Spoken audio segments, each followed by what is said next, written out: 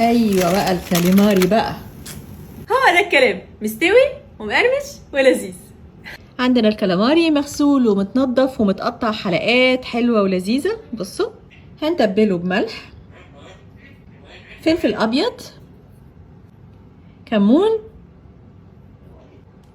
وعندنا شويه توم بودره وليمون كتير. نقلب بقى كل التتبيله دي، ويا ريت نسيبها شويه.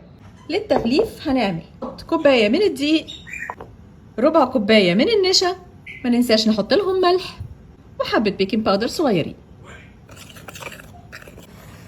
الكاليماري قعد في التتبيله حبه حلوين، هناخده ونحطه هنا في الدقيق،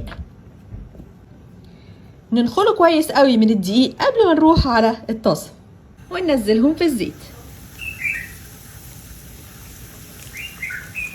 ونطلع الكاليماري.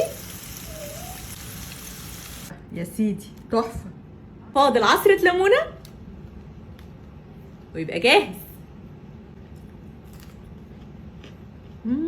هو ده الكلام، مستوي ومقرمش ولذيذ.